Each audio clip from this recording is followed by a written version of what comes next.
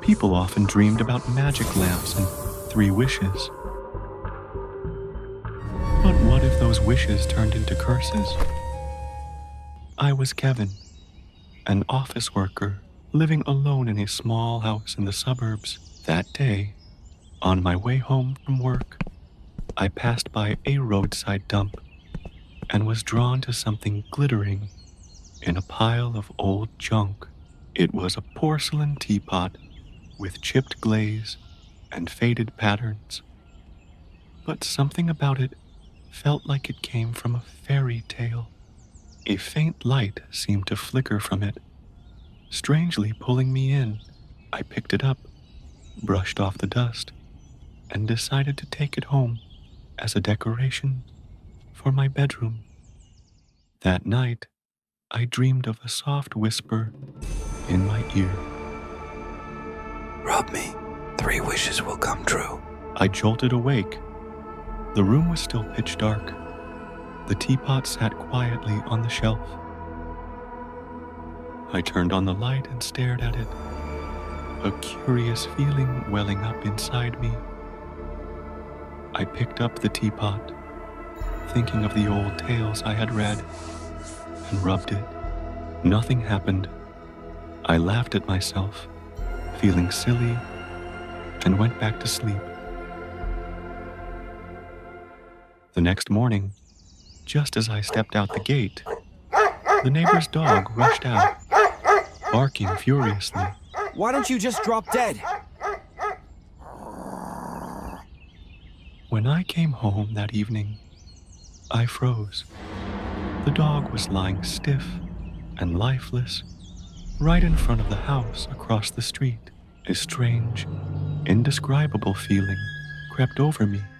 Later that night, after a shower, I turned on the TV and began watching the news.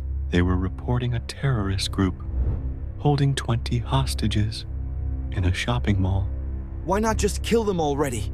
Why bother taking hostages? And minutes later, the next news update came in. All 20 hostages have been killed for unknown reasons. I shivered, frozen in front of the TV. Could this really be a coincidence? I tried to recall everything and suddenly remembered the teapot and the strange dream from the night before. At that moment, I panicked as I remembered the phone call with my mother at noon. In a fit of anger, I had shouted, "Did you live just to make my life miserable?" I grabbed my phone and called her over and over, but no one answered. In despair, I ran to find the teapot, determined to destroy it. I tore the room apart, but it was gone. The teapot had vanished without a trace. Suddenly, my phone buzzed with a new message. It was a message from my aunt. "Your mom is gone." On her stomach was carved, "Third wish." I never used to believe in ghosts, but that no longer mattered after what I had experienced. Hello, my name is Doris. I am 25 years old, and the story I am about to tell has haunted me ever since. Back then, my mother fell seriously ill and had to be hospitalized. Worried about her, I stayed at the hospital to take care of her. She was placed in an old room at the end of the hallway. The doctors didn't want her to stay there, but the hospital had run out of rooms. I didn't think much of it. After all, every hospital had old rooms, didn't they? But on the very first night I stayed, I began to feel that something was wrong. As I was about to close my eyes, a strange sound came from the bathroom. At first, it was just a light movement, as if someone inside was trying to open the door. But then, it turned faster, stronger, until the door burst open with a loud click. I swallowed hard and stepped forward to check. There was no sign that anyone had just been in there. Shaking my head, I told myself that I was just too tired and imagining things. But just as I turned away, a sob echoed. a faint, mournful sound that sent chills down my spine. It came from the very same bathroom. My heart pounded as I looked back inside. Yet there was no one there. When I glanced at the mirror above the sink, I saw a child. Pale skin, hollow eyes, weeping blood. Suddenly, a chorus of laughter rang out, filling the room as if dozens of children were laughing at once. I stumbled back, my heart racing, and hastily flipped the light switch. The boy and the laughter vanished. At that moment, the door to the room swung open. A pregnant nurse walked in to check my mother's temperature. She was thin, her face pale, and her uniform looked worn as if it had been used for a long time. I glanced at the clock on the wall, feeling strange. Wasn't it too late for rounds? The nurse smiled gently and said, Hello, I'm here to check the patient's temperature. I returned her smile and asked, I see, but you're still working this late? She smiled again. It's our responsibility after all. As she took my mother's temperature, she told me a story about this room. She said that about 10 years ago, a nurse had secretly aborted her child in that very bathroom. Overcome with guilt, she had jumped out of the window. Her body was found in the parking lot the next morning. Hearing this, I immediately told her about what I had seen earlier in the bathroom. She listened, then smiled and said, Perhaps the boy was the spirit of the unborn child. I quickly asked, How do you know that? She chuckled and said, I made it up. With that, she left the room, leaving me in suffocating silence.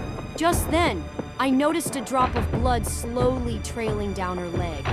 Panicked, I rushed to the door, intending to call her back, but the hallway was empty. Not a soul, not a single sound. I stood frozen, a chill creeping down my spine, making the hairs on my neck stand on end. When I returned to the room, my mother was fast asleep. I lay down on my bed, but no matter how much I tried, I couldn't sleep.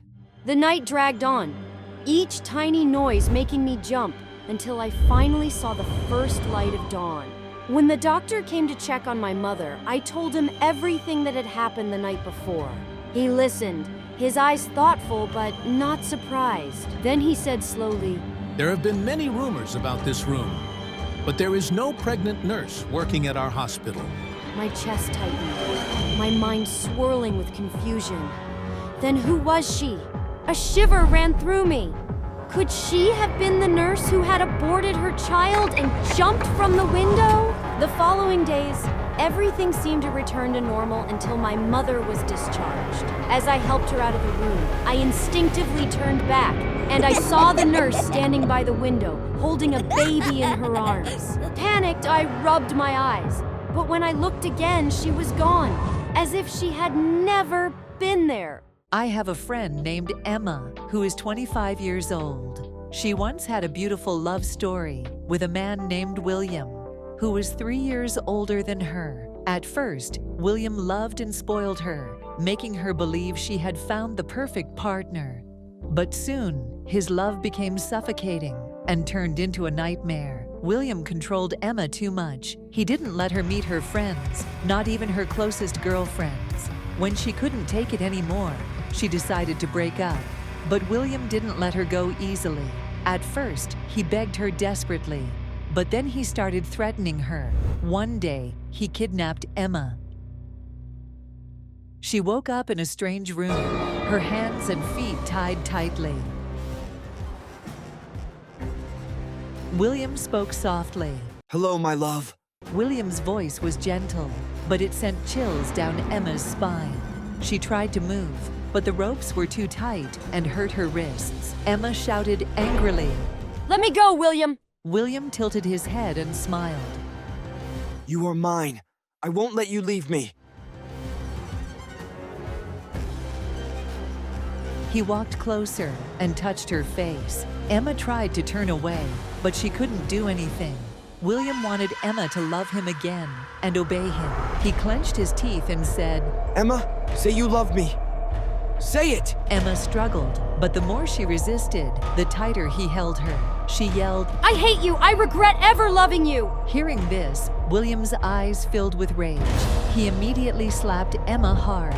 Emma felt a burning pain on one side of her face, and the sharp sting made her dizzy. William shouted angrily. I did everything for you. And you? You want to leave me? You betrayed me. Emma screamed back. William, you are crazy. You disgust me. William became more furious. He punched and slapped her repeatedly until her lips bled. The days after that were a never-ending nightmare. Whenever she resisted, he beat her, starved her, and left her weak and trembling. But after hurting her, he would hold her close, kiss her forehead, and comfort her like a child. Emma soon realized that the more she fought back, the more violent he became. She spoke softly. William, I'm sorry for hurting you. She knew she had to act the way he wanted, at least until she found a way to escape. Without waiting for his reaction, she smiled gently and said, These days, I realize that I still love you. William seemed surprised by her reaction. His eyes widened in shock. Even though she wanted to push him away, Emma held back. She had to think fast and find a way to escape this horrible place. William smiled happily. Good girl. I knew you still loved me. Emma then said softly, William, I want to hug you, but my hands are tied. Without hesitation, William untied her ropes. Emma watched as he loosened each knot, feeling relieved inside. She gave him a weak smile and whispered, Thank you, William. I love you. William smiled with satisfaction, stroking her head like a pet. Emma then saw a bottle of wine on the table. Slowly, she walked over and poured some into a glass. She handed it to William and smiled. William, I am really happy to be with you. William was completely off guard. He took the glass of wine from Emma's hand and brought it to his lips to drink. Seizing the moment, Emma grabbed the wine bottle and smashed it over his head.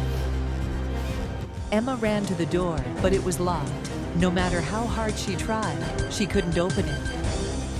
She looked around the room, searching for anything to help her escape.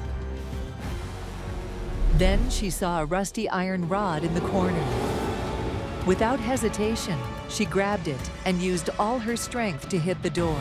After several strikes, the door finally broke open. Emma ran outside without looking back. Later, she called the police, but when they arrived, William was gone. There were no signs of torture or blood in the apartment. In fact, the apartment was Emma's home, but she truly believed she had been kidnapped.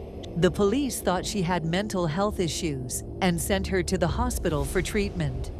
A few days later, they found a man's body in an abandoned house outside the city. His body had multiple stab wounds from a broken wine bottle found at the scene. After investigating, the police confirmed that the victim was William.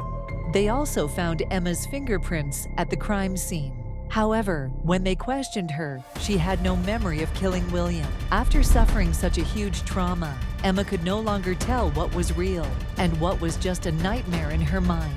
Now she is in the hospital, receiving treatment for PTSD and paranoid disorder. Have you ever left a bad review for an order? I never thought that a bad online review could drag me into hell. Hello, my name is Emily, 25 years old, a horror fiction writer for a renowned publishing company. I had written countless terrifying stories, but I never imagined that one day I would become the character in a real-life horror tale. It all started last month when I ordered dinner from a small, newly opened restaurant near my apartment building. Starving, I eagerly opened the food container, but the moment I did, a foul, nauseating smell hit me, making me rush to the bathroom to vomit. Even more horrifying, inside the container was something that looked like a decomposing human finger. Terrified, I immediately threw the food into the trash and left a 1-star review for the restaurant. I had no idea that this was just the beginning of a nightmare. Shortly after, I received a message from the restaurant owner. I can refund your money, Kyle, but it will cost you your life in exchange. I shivered at the words on my screen. Was this some sick joke or a real threat? My building had no security. So if the restaurant owner really wanted revenge, he could come straight to my apartment. After thinking carefully, I decided to stay overnight in the room of Helen, my colleague who lived upstairs, to avoid trouble. I had a camera installed outside my door so I could monitor my apartment through my phone. Looking at the screen, I saw a tall man wearing black sportswear and a baseball cap standing in front of my door. I wanted to tell Helen, but she was too focused on texting someone, seemingly unaware of my distress. Suddenly, the man looked directly at the camera, mumbling something under his breath. A large, deep scar ran down his cheek, making him look terrifying. He licked his lips, smirked with satisfaction, and then made a throat-slitting gesture before turning away. I trembled as I stared at my phone screen. What was he planning? I turned to Helen and realized she had been staring at me the whole time.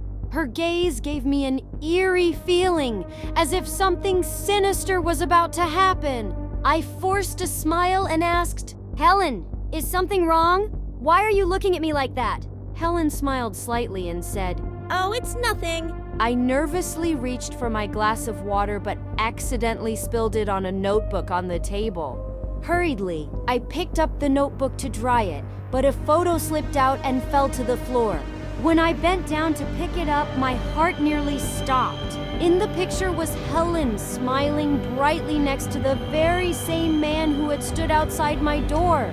A horrifying realization struck me. Helen was the one who had recommended this restaurant to me. At that moment, there was a knock on the door. Helen glanced at me before standing up to answer it. Sensing that something was wrong, I quickly opened Facebook and secretly started a live stream before hiding my phone. Helen soon returned, followed by the man from earlier. I placed my phone on the table and looked at them in fear. "Helen, who is this?" Helen smiled slightly and said, "This is my boyfriend, the owner of the restaurant you rated 1 star. I stammered. "What do you mean? Did you plan all of this?" Helen burst into laughter and said, That's right. I hate your fake perfection. You took everything that should have been mine." Then she suddenly slapped me hard across the face. A burning pain spread across my cheek, making my head spin. Helen pointed at me in anger and shouted, "I was supposed to be the best writer. How dare a newcomer like you surpass me?" Before I could react, Helen grabbed my collar and repeatedly struck me in the face. Each blow landed heavily, making my head spin as my vision gradually blurred from the throbbing pain. I struggled to stand and asked, "If you hate me so much, why did you let me stay here?" Helen laughed hysterically and said, "Because I wanted to see you suffer, to watch you beg for mercy right in front of me." Enraged, I shouted, "Keep dreaming! You're just a failure! Don't blame others for your incompetence!" The restaurant owner suddenly lunged forward and punched me hard in the stomach, sending me crashing onto the floor. Before I could recover, he pulled out a knife and slashed a deep cut across my shoulder. I screamed in pain, clutching my wound as warm blood soaked through my thin shirt. Helen stood over me laughing. "Emily, beg me, and I'll let you die painlessly." Through gritted teeth, I spat back, "I will never beg a loser like you." Furious, Helen snatched the knife from her boyfriend's hand and lunged at me. Just as I thought it was the end for me, a loud, urgent knocking sounded at the door. Helen froze, turning her face toward the door, silently observing the commotion outside. Sensing my chance, I immediately sprang up, kicked Helen away, and sprinted toward the door. Standing outside was Lucy, my close colleague from work, her face filled with panic. Lucy quickly caught me and asked worriedly, "Emily, are you okay?" I gasped, "Help me! Helen wants to kill me!" Before I could explain further, Helen shouted angrily, "Don't think you can escape from here." She gripped the knife tightly and charged at us, her bloodshot eyes filled with madness. Lucy and I froze in fear as Helen's twisted expression made her look like a completely different person. Suddenly, the sound of heavy footsteps echoed behind us. Police officers had arrived.